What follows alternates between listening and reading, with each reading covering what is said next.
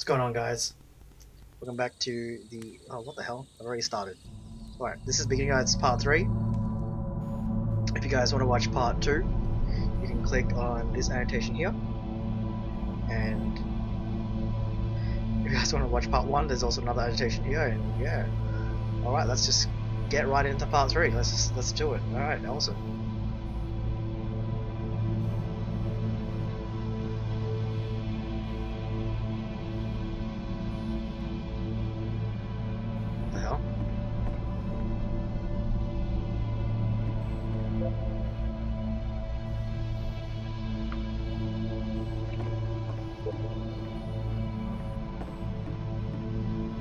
So first off, I'm sure you can deduce this, but this game is not connected to the internet.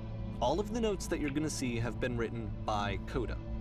This was actually the first game of his that I ever played.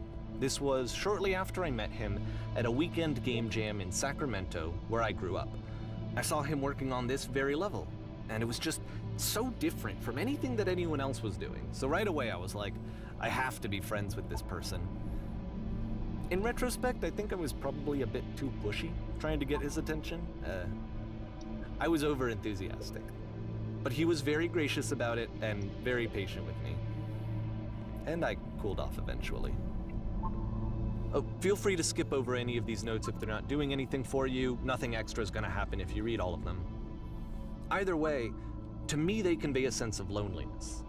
I see this person who's filled with thoughts and feelings and beliefs and has no way to express them except as scattered and unheard voices in a game that wasn't meant to be played. Balls. Love it. But it's ironic, isn't it? That in playing this game and seeing how alone Coda often felt, that we get to know him better and actually kind of connect with him. And I have to be honest with you, this idea is really seductive to me.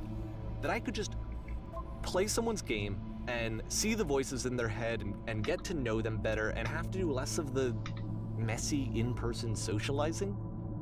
I could just get to know you through your work.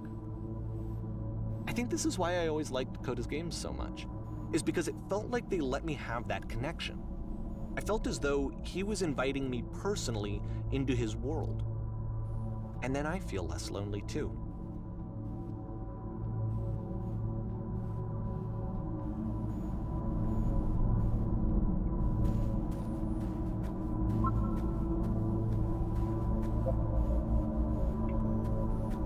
I'm not gonna read all of these, this is just time consuming. Alright, fuck it.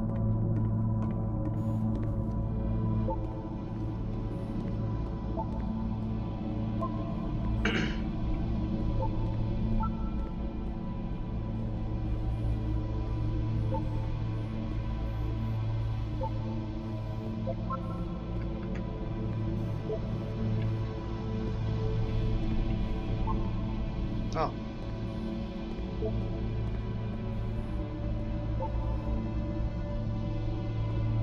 Whoa.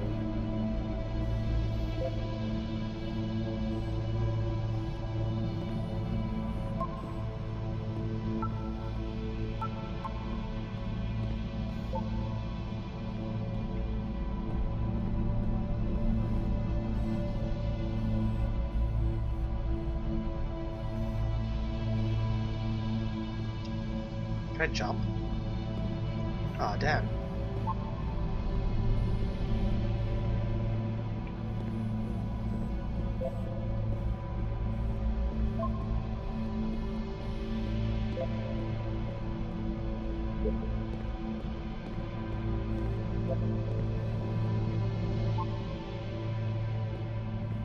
I'm not gonna listen to any of these fucking notes, they seem redundant.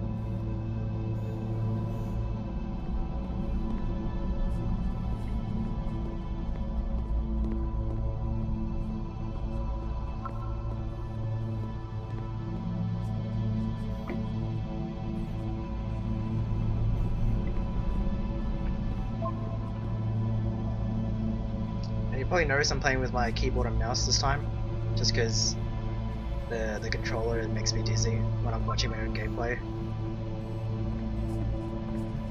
I don't think it's helping much, to be honest. But hey, it's improvements, I suppose.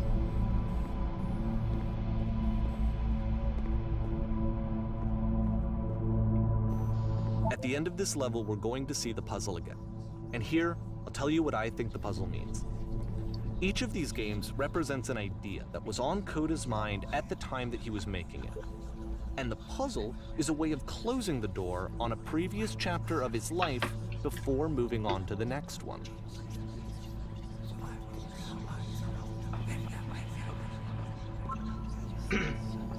I'm also not playing this at like 4 o'clock in the morning, so I'm not going to. In each of his games, after exploring a theme that, he might find difficult, Coda can then place this puzzle that he knows has a reliable solution, he understands exactly how it works, and so it gives him a simple mechanism for moving on.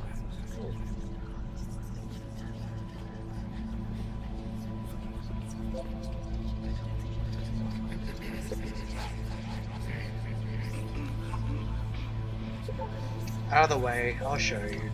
And because there's this dark area between the doors, a space between spaces, before you move on, you get to pause.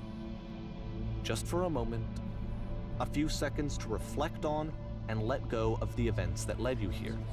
To step back and connect the pieces together. To grasp at that elusive bigger picture.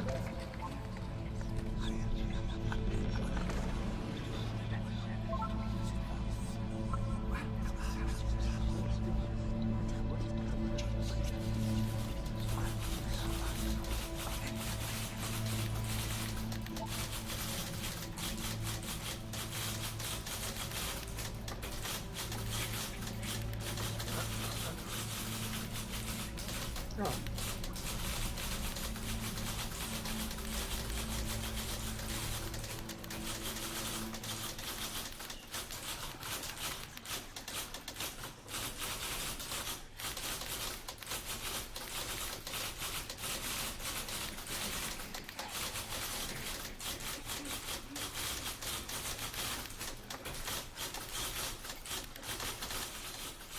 There we go.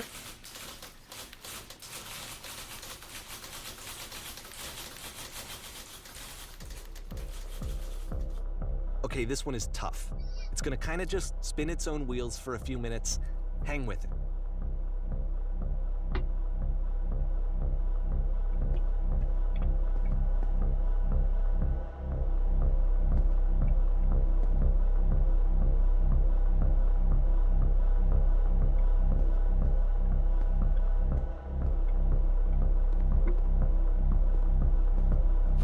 Oh shit. Okay. Nope. That's alright. I'm not shitting myself. It's fine. It's all good.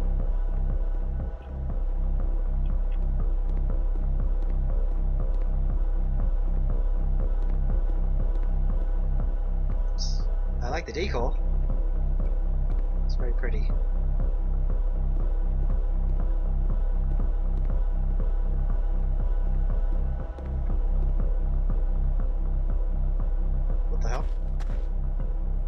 See, like, this is it. The whole game. And there's nothing that's particularly interesting about it. You just walk to the end of a hallway.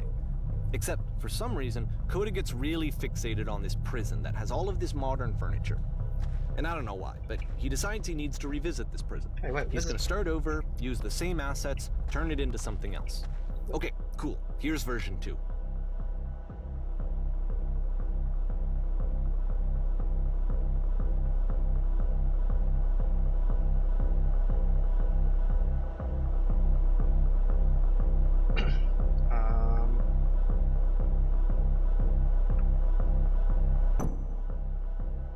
That's a table, dude.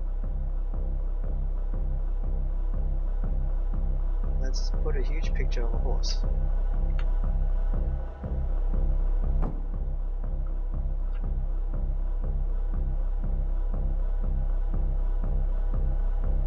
I really don't think any of these matter. Let's Tesla coils. Why not? Yep, that's not a Tesla coil. You have a fucking table, cunt.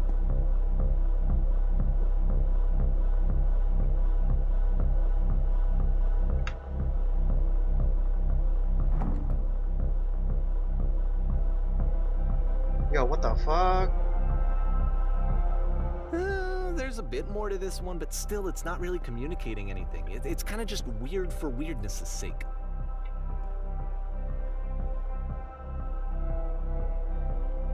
So, okay, he throws it out and starts over. This time he comes at the prison idea from a different direction. Hello, please walk forward. Jeez, my mouse is really sensitive.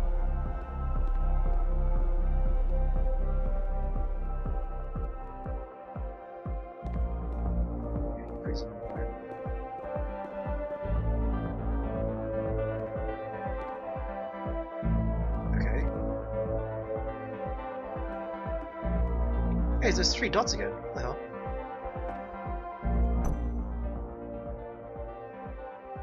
And turn it slightly. What is those? What?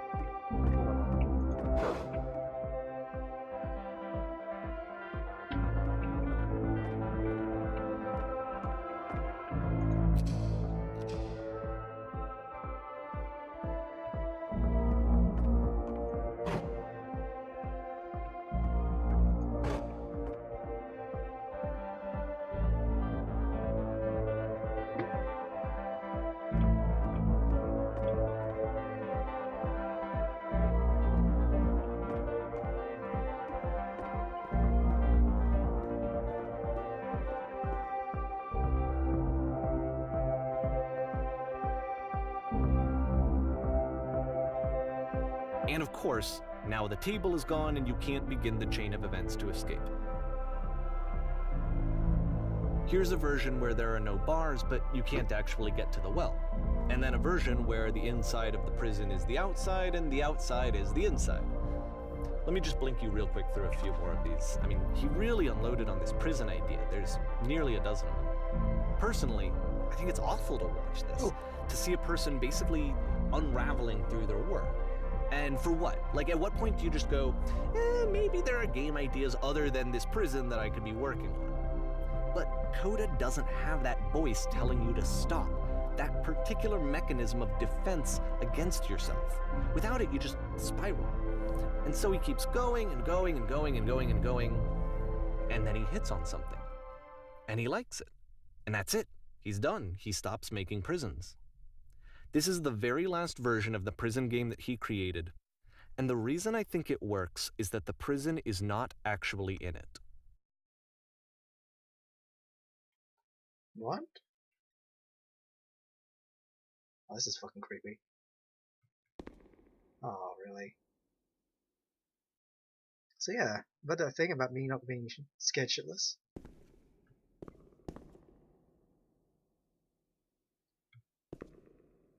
It's 12 o'clock, midday. It's fine. Don't worry about it. It's cool.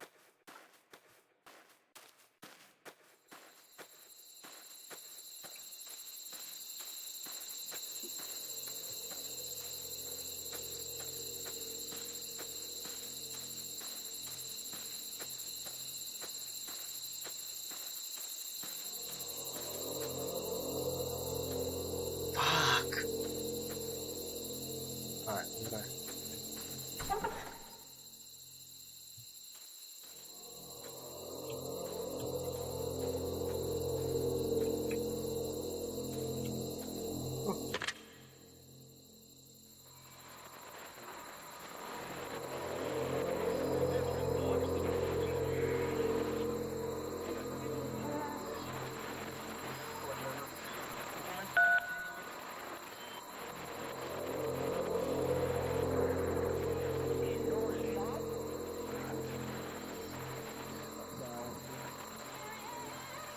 It's a conversation. And so this is what Coda wants, is to be able to talk to someone, to share what's on his mind, and to get some good advice from someone who knows. But the irony is that even in this scenario, you're still talking to yourself. True. You know, all of these games so far are Coda talking to himself.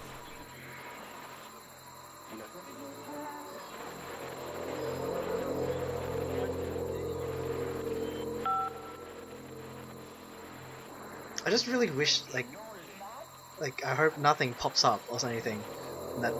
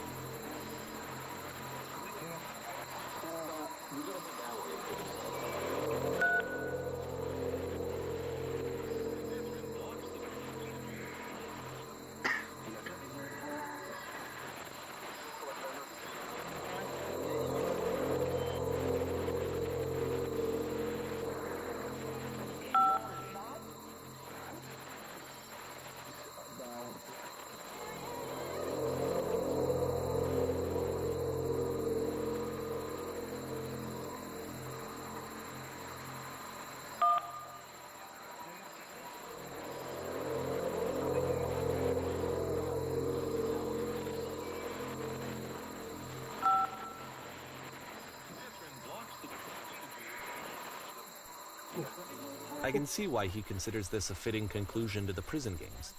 After all of the obsession and frustration, just to be told by someone you can trust that things are going to be okay. Wouldn't that be nice? It would be.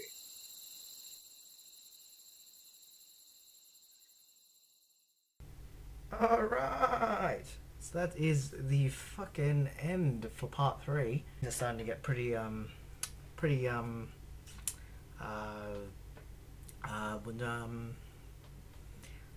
like they're getting pretty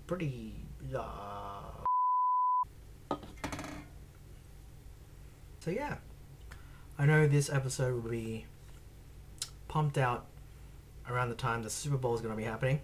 So I don't know how I'm going to compete with something like that, other than give you part 4 as well as this part 3. So it's a double episode in one day. Who the fuck are you? There's a fucking bird out my window. What the hell? But yeah. All right. That's a wrap, folks. I'll see you in the following upload that I will be uploading. Cool. Yes.